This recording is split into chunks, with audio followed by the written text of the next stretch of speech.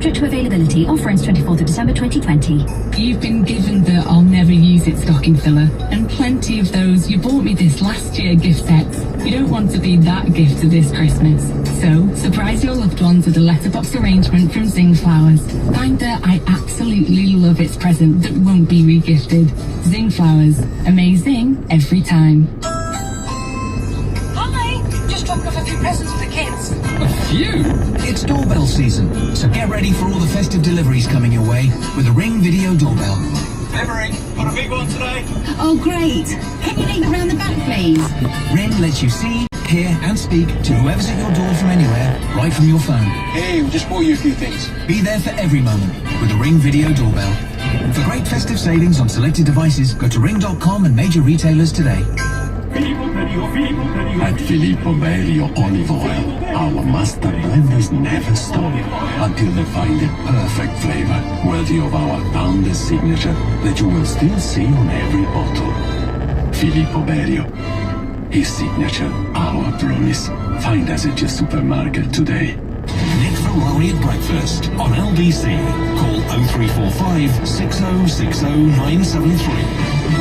7:49. I'm here because we were hoping for a deal. The deal does appear to be done as regards the orchestration of it, a choreography of it. We were hoping for something out of Brussels in 11 minutes' time. That clearly is not going to be happening. The latest deadline is looking at around, these are all London times, 8:30. But I'm going to be honest with you, I think that might be starting to slide as well. But as soon as it happens, we'll interrupt whatever it might be. But let's look at other matters indeed. This one, of course, is about our relationship with the continent as well.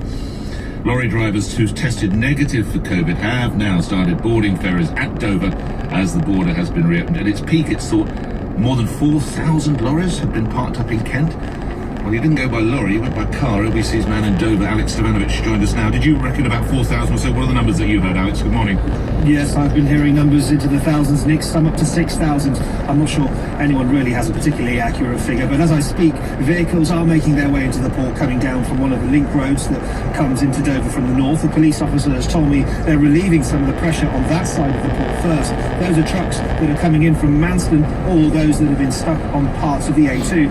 Drivers will be so very pleased, I imagine, to at least... Well, the blockade around the roundabout has gone. Police are controlling the traffic, however, down the A2, and so the horns keep sounding. That queue goes back for miles. You can distance itself is at a total standstill with traffic. County Council leader Roger Goff said despite the movement of lorries now, some disruption was still expected. I know that the government has made an effort talking with their French counterparts to see that Calais would remain open. So we will have to see on that, but I have heard some reports which give grounds for hope on that. Otherwise, we would face a problem with the ferries ceasing to run after that point. But the rubbish has piled up, the bins overflow, drivers cold, hungry and tired. Many are now pretty much consigned to the fact that they will not be home for Christmas, not spending it with families and loved ones. Many, sadly, have had to come to terms with that. But some European nationals living in England have come to the aid of their compatriots here. Members of a Facebook page, Hungarians in the UK, helped to organise food donations, as well as the Sikh community. Some have travelled as far as Coventry and Maidenhead here to help. The drivers I've seen, though, here, in the main, Nick, have been incredibly well-mannered and behaved, despite some of the scenes we saw yesterday. Angry and upset, yes, their patience has been tested to some considerable degree, but who wouldn't be? Who wouldn't be angry amid the circumstances? This was the scene yesterday as drivers and the police clashed here at the port.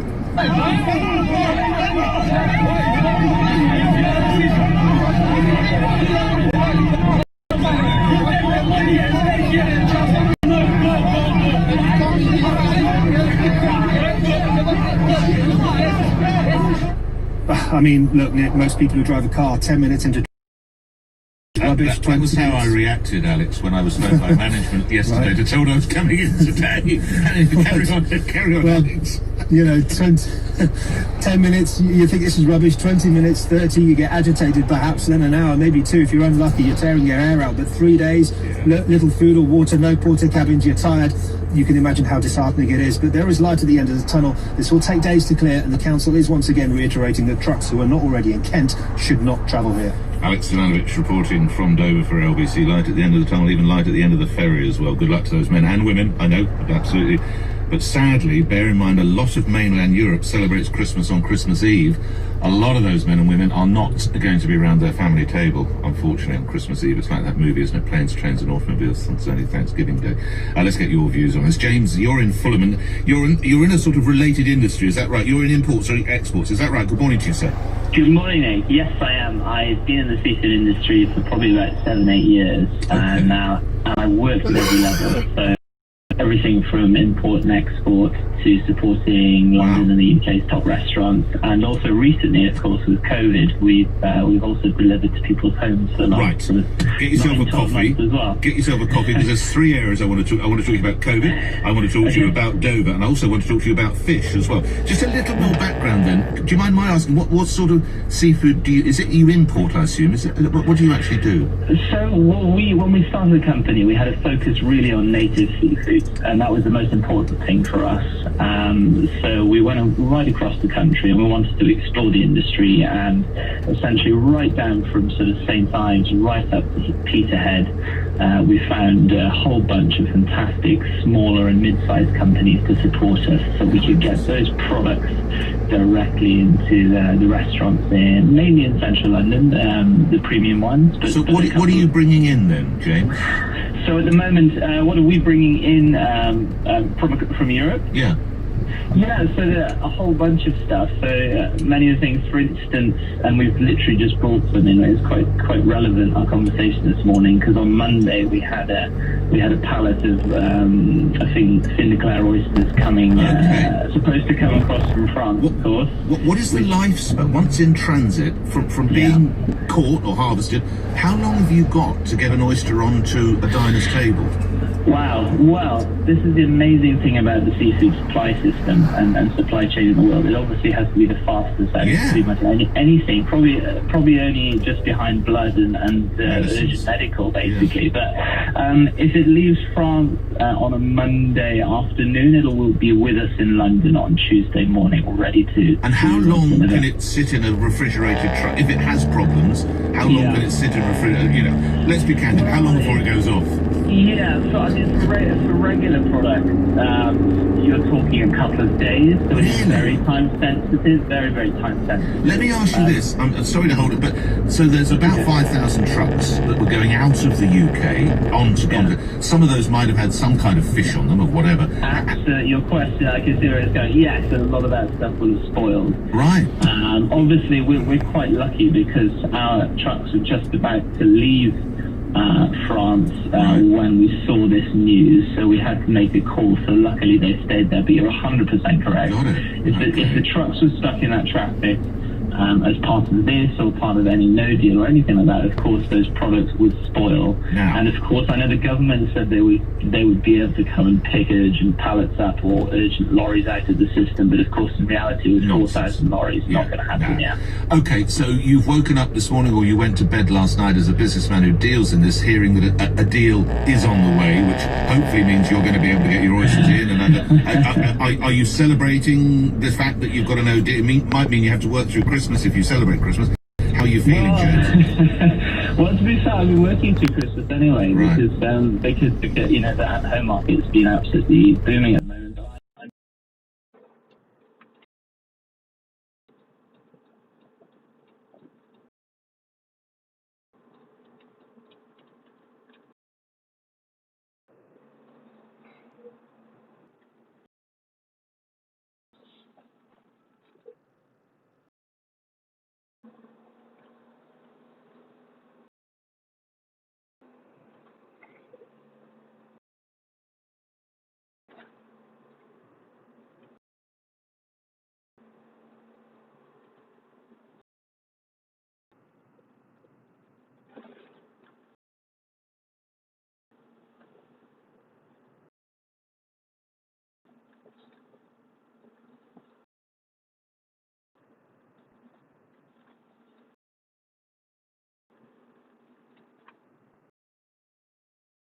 To people's homes as well, so it's been a fantastic journey. Although COVID's been a tough time. I was going to say, in a sentence, some of those restaurants that you sell to, they've not been able to open, or they've had very limited opening. How much has that affected you in a sentence, James? enormously affected us, obviously affected the industry. We've lost some of the best names in the business, unfortunately, but people will always love good food, and I very much wish that in coming years that things will come back and we'll see those chefs come back into business again. From your lips to God's ears. I've really enjoyed our conversation. I hope I haven't held up your day. Thank you. Fascinating. I've learned a lot. James, good luck with the company you're running there. Hearing from a businessman who's obviously very pleased. Our conversation will continue as it is reported. We are now inching towards a deal where we can say so. Well, Auf Wiedersehen, goodbye. All eyes on Downing Street this morning as we head towards a trade deal. I'm LBC's Theo Usherwood. We'll hear more from Theo, and of course our reporter is in Brussels as well. We also must reflect that millions more of you, as of Boxing Day, will, I'm afraid, have tears after Christmas as you're moved up to Tier 4. Sussex, Oxfordshire, Suffolk, Norfolk, Cambridgeshire, Waverley and Surrey and Hampshire will all be escalated to Tier 4. To Scotland, where Nicola Sturgeon has got a mild slap on the wrist for not wearing her face covering. Should she have suffered more in some way? A fine or whatever? And across the whole of the United Kingdom, 100 flood warnings in force as a deluge batters, particularly England and Wales as well. Those stories and more after the 8 o'clock news on LBC.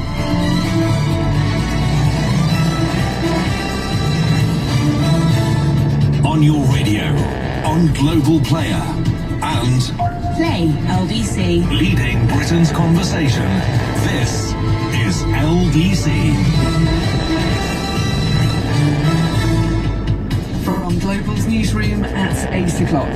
A post-Brexit trade deal is expected to be agreed today after talks between the UK and the European Union continued through the night. Negotiators are said to have made good progress on issues including the level playing field measures aimed at preventing unfair competition and fishing rights.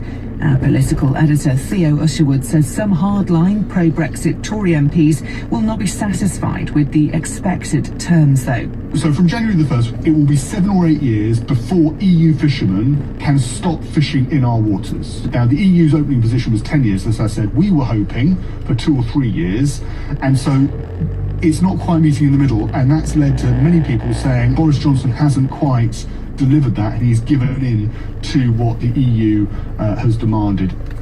It's the last day of trading for thousands of shops in areas set to go into Tier 4 from Boxing Day. Sussex, Oxfordshire, Suffolk and Norfolk are joining London and parts of the South East under the toughest COVID rules. Gyms and salons also have to close. The government is asking lorry drivers not to travel to Kent as they try to clear the backlog.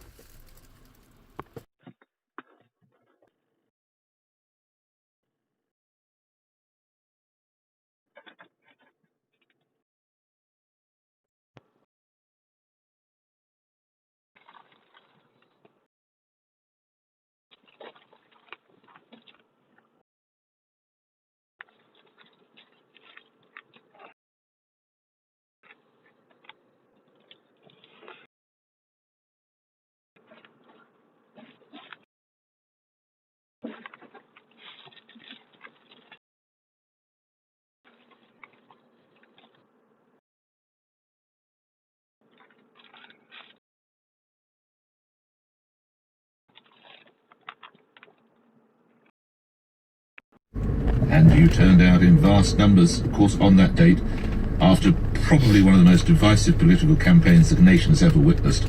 And do I need to remind you how close it was? 51.9% plays 48.1, or as it was written up, 52 plays 48. That was on the 23rd of June. The very next day, David Cameron stood on the steps of 10 Downing Street and announced his intention to resign. July the 13th, 2016, less than a month later, Theresa May became Prime Minister. And then a chain of events that I could bore you with until probably New Year's Eve. We'll park that there as the background, where we find ourselves now with yet another Prime Minister since the two I've mentioned. LBC's political editor Theo Usherwood. I speak of Boris Johnson. What do we know coming out of number 10 this morning? Theo. Good morning, Nick. We expect Boris Johnson to be making a statement within the next couple of hours inside number 10. Meanwhile, Ursula von der Leyen, the President of the European Commission, will be making a statement in Brussels. In times gone by, when there have been agreements between the Prime Minister, whether that be Theresa May or Boris Johnson, and the President of the European Commission, it's been done together. But of course, now we are in COVID times, so it's all going to be separate. And then, of course, there will be, we expect, the official signing of the trade deal between the UK and Europe and the European Union. On the thorny issue of fish, we're expecting, as I said, 25% the UK is going to demand that the EU hands back in terms of fish caught. We had wanted 80%, and so it's seen as a major climb down. Meanwhile, that transition period between January the 1st and the time when EU fishermen will be expected to no longer fish in UK territorial waters is going to be around 5.5, 6 years. But on the plus point for Boris Johnson, and this is something we're going to hear a lot from the Prime Minister when he takes to his lectern, is that he has secured a no tariff, no quota trade deal with the European Union, and that trade can continue freely from January the 1st. And that is the major sell for the Prime Minister. Of course, his own backbenchers are going to be looking at the text furiously. Muster in their view, but the PM and number 10 desperately hoping that they can get it through the House of Commons without too much of a bumpy ride. Theo, just lastly, I've only done a couple of them. You've done countless ones. These Euro summits, protocols, press conferences, briefings, they are traditionally, historically, never ever to time, are they? No, they're never to time, and of course, number 10 needs to choreograph it with the Berlaymont, the European Commission's building. We were expecting something last night at 1 o'clock in the morning. That never transpired. We were told it was going to be 7 a.m. I was expecting it would have been done and dusted by now initially. But of course, given that we've said so many times it's the final deadline, it wouldn't be Brexit if it didn't go on for many more hours. We'll talk again before the show's through. I'm going to have to mark your homework with a 7 out of 10. See me. You can't have 1 o'clock at night this morning. We'll talk about that later. That's all right, Theo. Bear in mind, I am listening to all these, and we should talk about that later. But Theo Usherwood reporting, who's been through those deadlines, as have I. It is. They almost live off their own time, one has to be said. And I'm sure the UK is a contributory factor. My LBC colleague Lucy Hoff knows all about that, and we'll talk to Lucy in a moment. Let's bring someone into the conversation now. David Gauke was former Conservative MP, indeed a heavy hitter. He was Justice Secretary, Chief Secretary of the Treasury until very recently, and joins me now. Have we got peace in our times, Mr. Gauke? Good morning. Good morning. Well, it looks like we've got a deal, which is a relief, so I think that there's obviously one or two loose ends that are being tied up, but all the indications are that a deal has been reached very, very late in the day. Do you think it is late in the day, or do you think it just served possibly Boris Johnson and or Brussels to have had the deal for a few days and just bring it out on Christmas Eve? There are probably some tactical advantages for both sides, particularly for Boris Johnson, in it being as late as it is, because you can rush this through the House of Commons. I suspect there'll be no particular problems there. Labour will, I suspect, support it, and there won't be time for a huge row, and nobody wants a huge row about Brexit over Christmas, and we've got COVID to worry about, and so on. It's not great for businesses who've been given very little time to prepare. It's better than a no deal, respectively, Mr. It certainly is. Now, absolutely, it is better than no deal, but but businesses have actually had to prepare for no deal, which is going to be quite extensive. And by the looks of it, and obviously we haven't seen the full details yet, but the way the government is describing this as the big sell is it's zero quotas.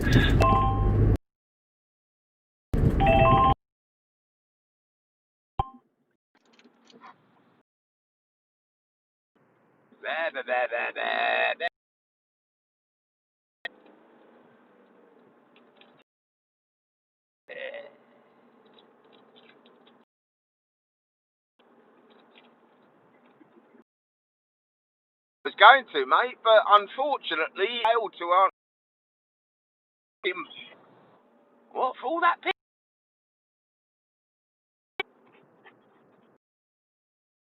behaviour? But anyway, now I'm back in 5 minutes. Obviously, Christmas Eve, the Germans celebrate, so we're going out for lunch at a cash in the evening tonight. Nice Christmas. Right, yeah, it is weird. Yeah, I agree.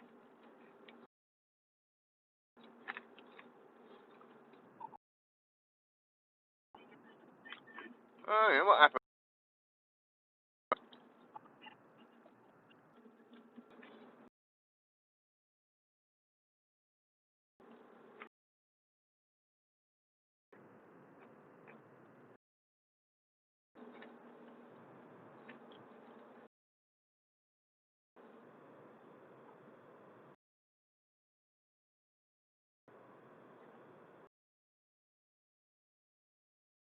I'll be able to come, mate.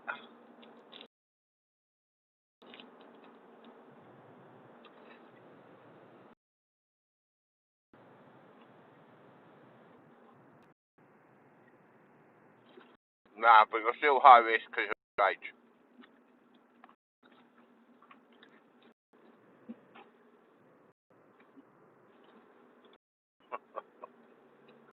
Alright, mate.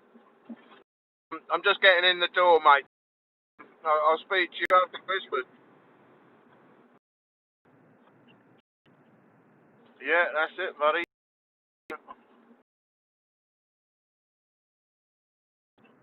I Google it and find out. I don't know why. It's fucking weird shit.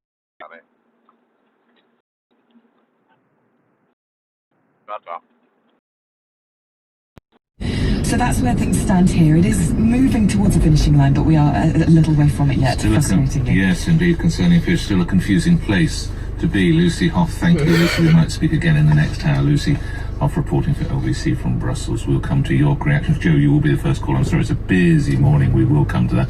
We'll also, of course, covering the grim announcement for many of you that enjoy your Christmas and please have a very happy and indeed a safe one, because on Boxing Day, Sussex, Oxfordshire, Suffolk, Norfolk, Cambridgeshire, Waverley in Surrey and Hampshire will all be escalated to Tier 4. We'll have more details on that. It's 8:16 LBC News headlines now. Holly Harris. The UK and EU are on the verge of agreeing a post-Brexit trade deal, with an announcement expected this morning.